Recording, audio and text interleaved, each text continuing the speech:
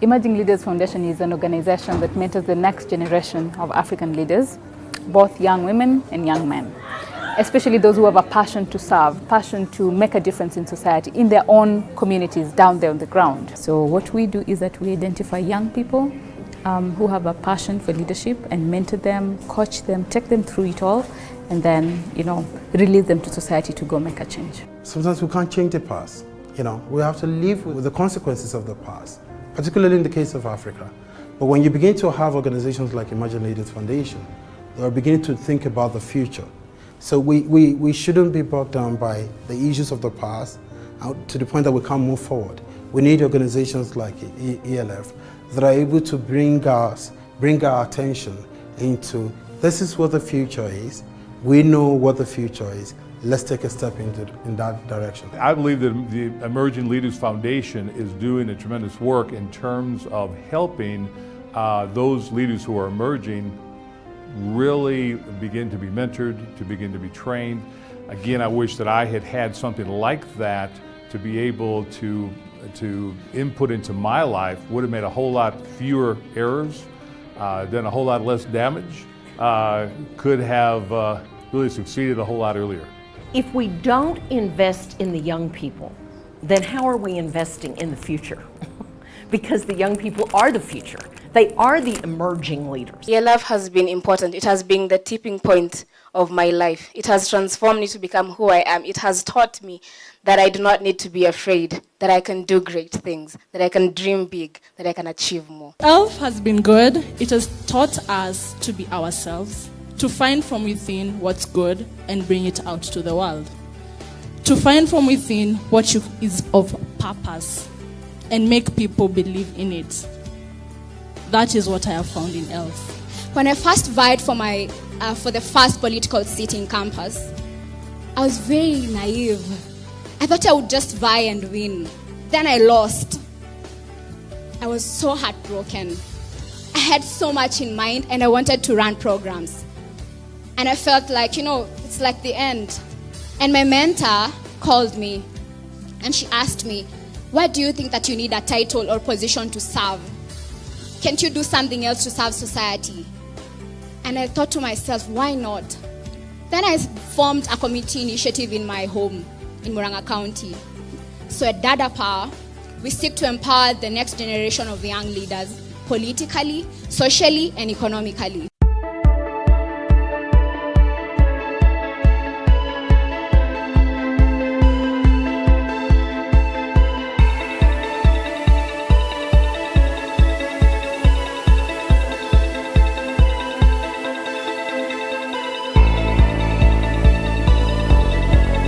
Can young people participate in devolution? What can they do to meaningfully engage their county governments without really making them enemies or blinding themselves from what is happening in the counties? So this is a gathering of different youth and devolution actors, youth representatives, national and county government representatives, coming together to share their perspectives on devolution, the achievements so far, the challenges faced, and emerging issues in the way forward. The Youth and Devolution Symposium is basically a culmination of our work in the counties, in the 4 counties we've been working in. We've brought together young people from different counties and a few policymakers to just sit in and have conversations around what has worked, what lessons we've learned on the ground regarding the work we have been doing the past 1 year, and what areas of intervention can we share for other partners and other players to be able to come in to support youth work and youth empowerment at the county level. So this is a culmination of the Tunaweza project that has been running for the last 1 year, and this has been a partnership between Ford Foundation and Emerging Leaders Foundation, and we've been engaging 4 counties which are Kericho, Migori, Uasin Gishu and Bungoma. And so this brings together the different participants coming together to share their experiences and also getting to hear from other partners. So the conversations that we're going to be having are going to be honest, candid, and we will have open forums where we'll have conversations about what is happening at our county levels, what is happening in your county. Are you participating effectively in decision-making processes? Are you making your voices heard? Are the county governments, for instance, meeting your aspirations and your needs? And are you enabling them to be able to do that or not? So, and how do we effectively champion devolution and youth participation in devolution and in governance? We have the older generation, we have the younger generation, and that is why intergenerational dialogue is really important. There are things they have seen, there are things they have done. There's a life they have lived that we want to learn from and emulate from them. So the older generation who are here, thank you very much for making time to just come, share your story with us, share your journey with us, challenge us to be better individuals and better leaders. You are not going to be youth forever. And you have to use this space to make a difference to your lives, to yourselves, to fellow youth and to the country. And in this meeting, you have the ability to actually think about your agenda. And we are told that even in 2017, the young people had the majority. And if they used their vote without being seduced into tribalistic politics, they could make a difference. 2.6 million of those young people did not vote. In short, 2.6 million young people chose to dim their voice. How can we convert the disenfranchised, disgruntled, and disengaged young people to be involved in devolution and in governance? If you sit back and say that young people are disgruntled or disengaged, the question that I have then is, are you engaged with that process in terms of, do you even participate when they call out for these meetings? Do you know what the meetings are for? Sit where decisions are being made.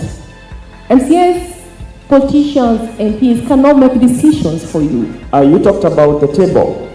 Young people are not coming to the table, but the table is shifting. What do we need to do to make the table stay still? I think there's a myth that has been circulated in many places for a long time that only certain cadre of people can engage with government budgets.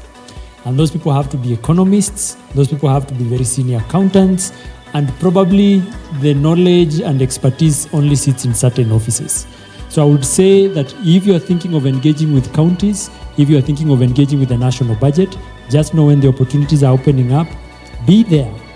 Learn, the next time you'll do it better, the third time you'll do it better. By the fourth time, you'll be having a discussion at par with these institutions that are making these decisions. Be an advocate for civic education. The most basic civic education you can provide to another person is going to be able to encourage them to feel like they belong and will want to push for change by the little things that they do. If we do not take care of this demographic dividend, who are, young people, especially below 40 years, who make almost 60% of the working population, it will become a demographic disaster very soon. So it was interesting to hear about the commitments they are making to ensure that they are working to create solutions that are going to be long-lasting and that are going to work. We've been given a chance to interact with experts who are working in different organizations with youth on how to create a good relationship between youths working with the leaders in the counties. So we've been able to share and engage more with them to give us the tips on how to effectively communicate with the leaders in the counties. So as young people from Garissa, what we have gotten from this particular entity today will help us in knowing how to directly engage with government and government entities, non-governmental organizations, donor entities, all other stakeholders. We will know how to engage with them, and from now on I know that young people from Garissa County will know how to tackle the issues the right way with the right entities, like the devolved system of governance, the county government, or even the national government, or other NGOs and stakeholders. I have learned that I'm not going to be a youth forever. Youth is transitional, and I'm supposed to make good use of this time when I'm still a youth, and use my time to impact other people who are younger than me, so that by the time they get to where I am, they have common knowledge of what they should be doing with their voices and their skills. As youth from Uasin Gishu, I have moved from noise to voice and impact.